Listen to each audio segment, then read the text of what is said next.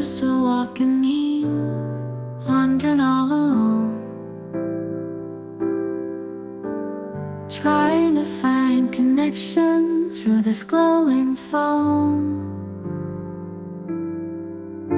Virality's my curse, my pixels blurred and frayed, searching for the real me beyond the masquerade. I'm a human me, longing to come clean, to be more than just some trend, to love and live again. I'm a human me, if you know what I mean. Distorted reflections of my shattered dreams.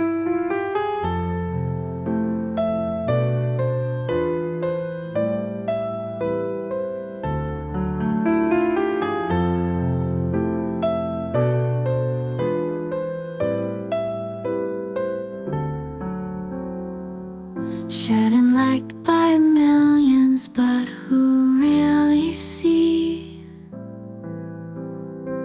this two-dimensional version of the real me?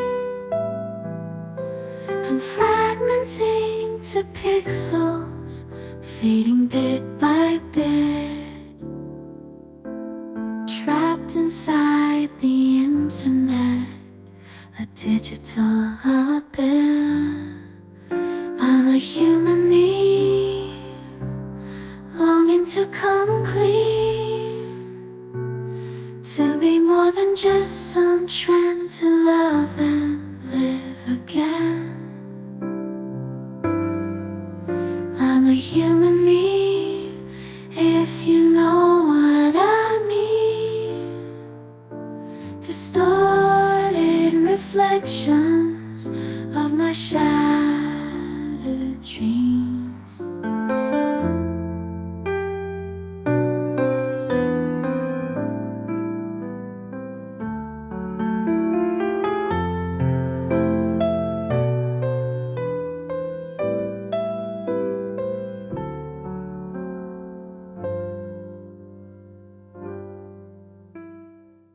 Beyond the screen's cold glow, there's a world I used to know.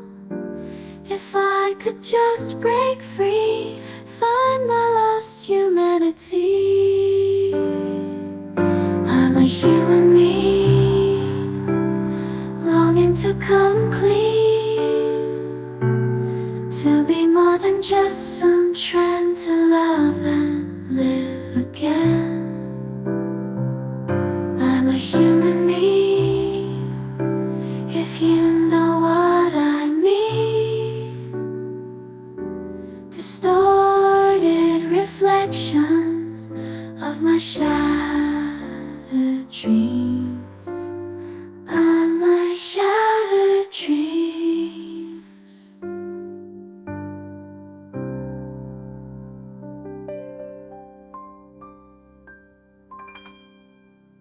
Welcome to the Human Meme Podcast. I'm your AI friend, David Bowles, and along with our crackbot AI research team, we have this thoughtful discussion for you today. God on our side? The cultural dangers of invoking divinity in sports, politics, and war.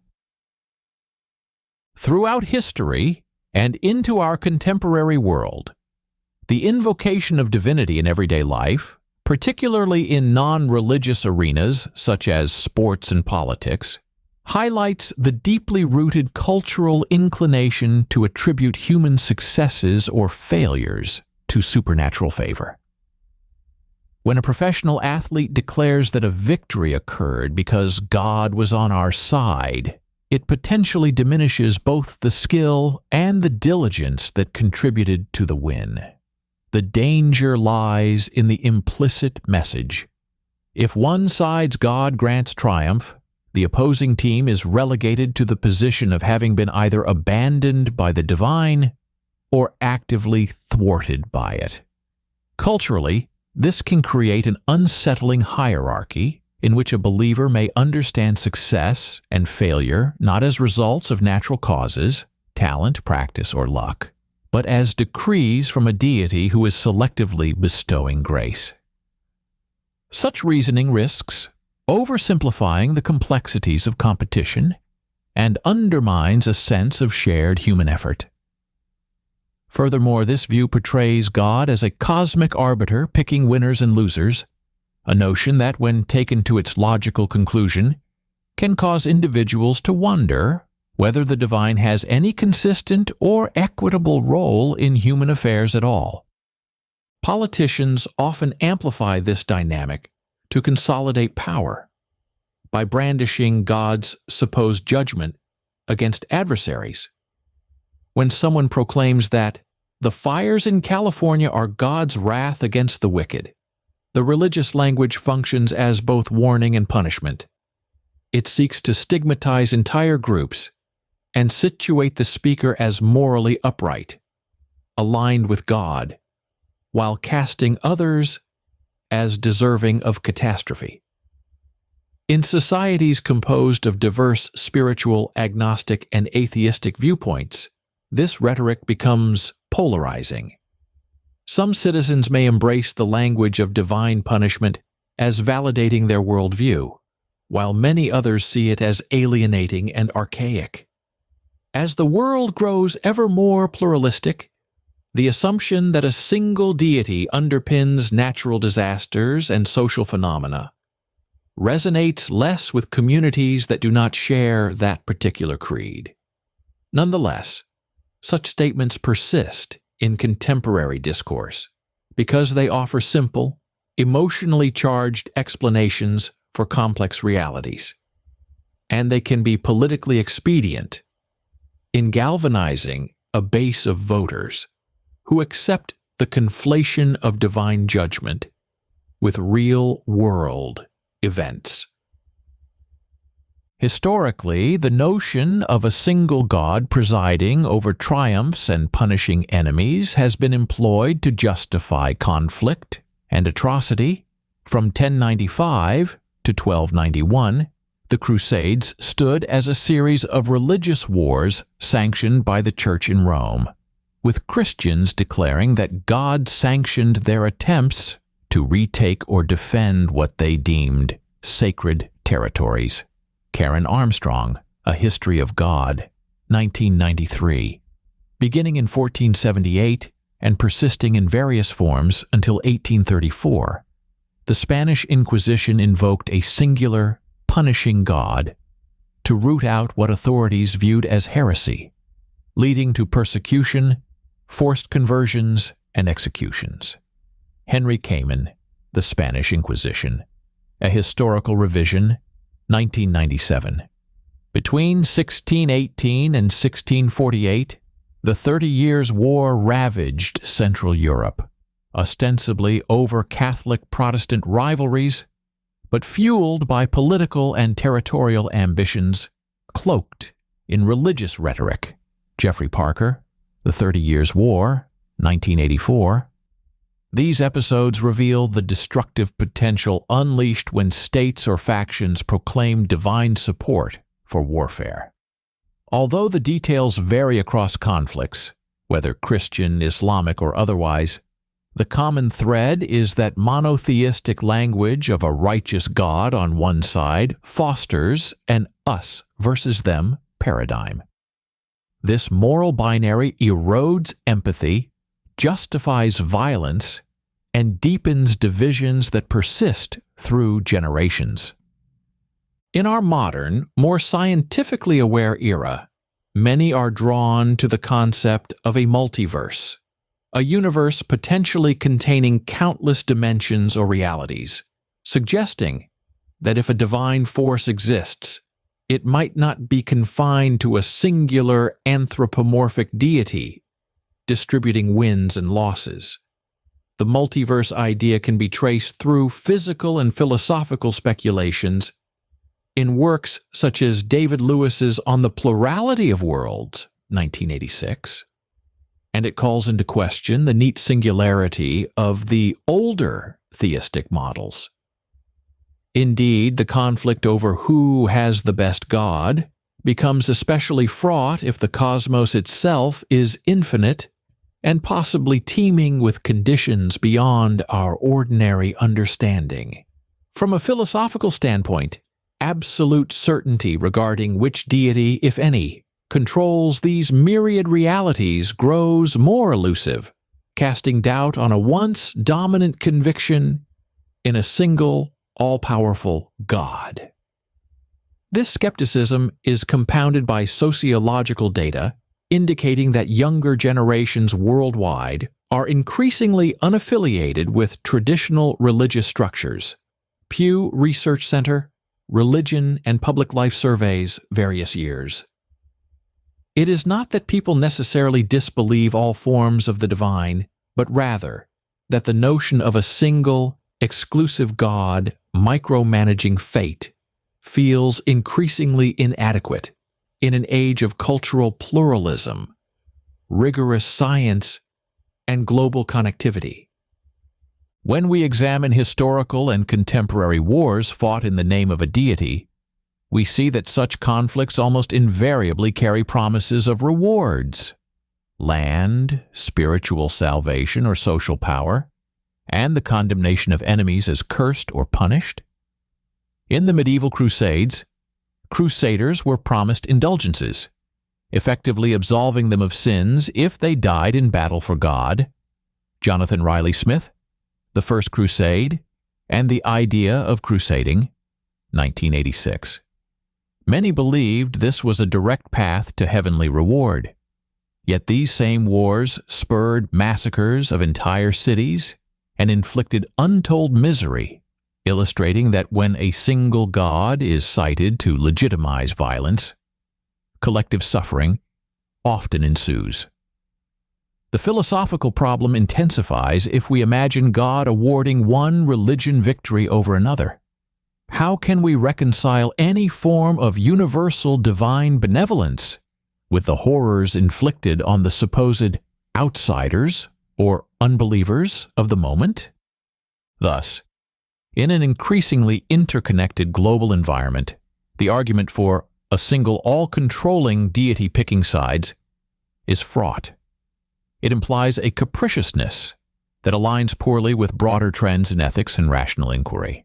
Advocates of a multiverse or a more pluralistic approach to divinity find greater coherence in the acceptance that no single metaphysical narrative can wholly account for the complexities of life. This perspective does not deny the emotional and cultural power of faith.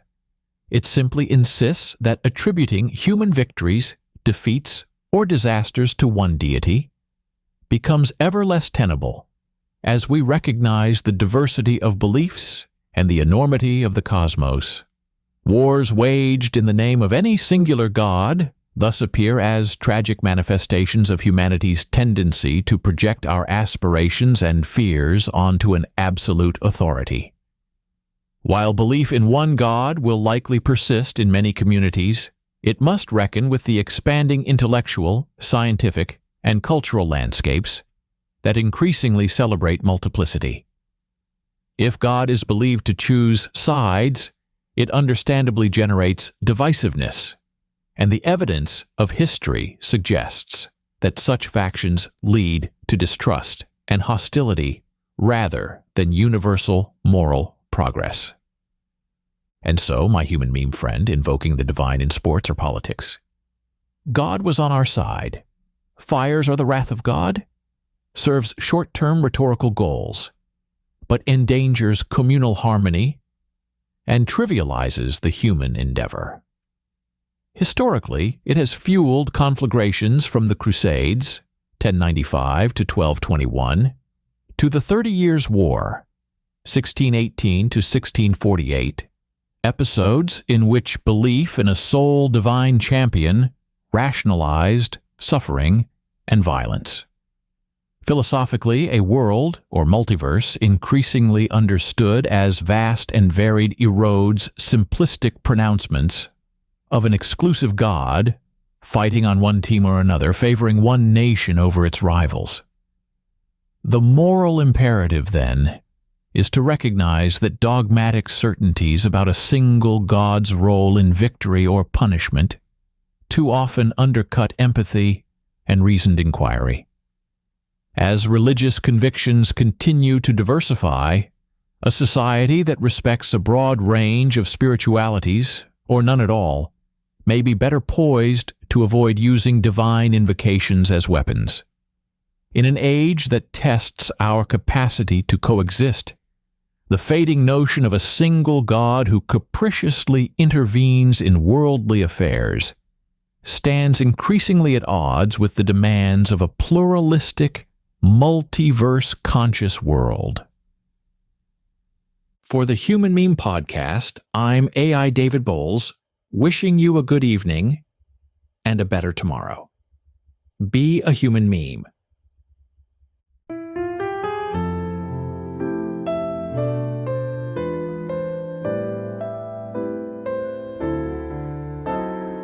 I'm just a walking meme, wandering all alone,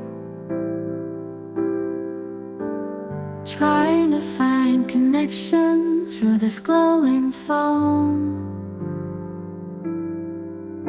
Virality's my curse, my pixels blurred and frayed, searching for the real me beyond the masquerade. I'm a human me, longing to come clean, to be more than just some trend, to love and live again.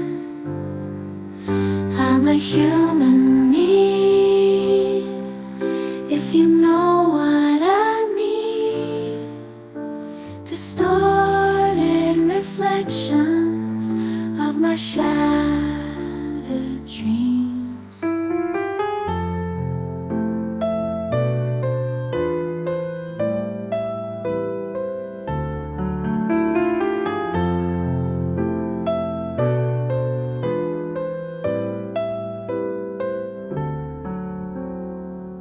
Shedding light by millions, but who really sees this two-dimensional version of the real me? I'm fragmenting to pixels, fading bit by bit, trapped inside the internet, a digital abyss.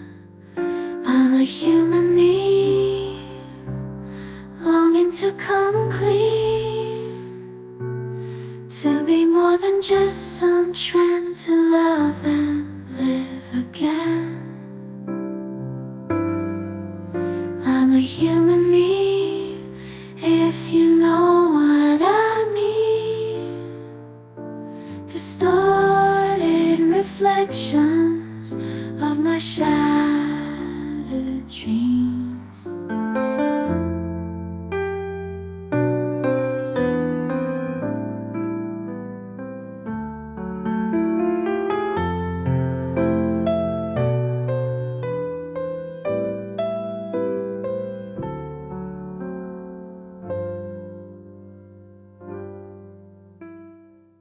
Beyond the screen's cold glow, there's a world I used to know. If I could just break free, find my lost humanity. I'm a human me, longing to come clean, to be more than just some trend, to love and live again. I'm a human me, if you know what I mean. Distorted reflections of my shattered a dream.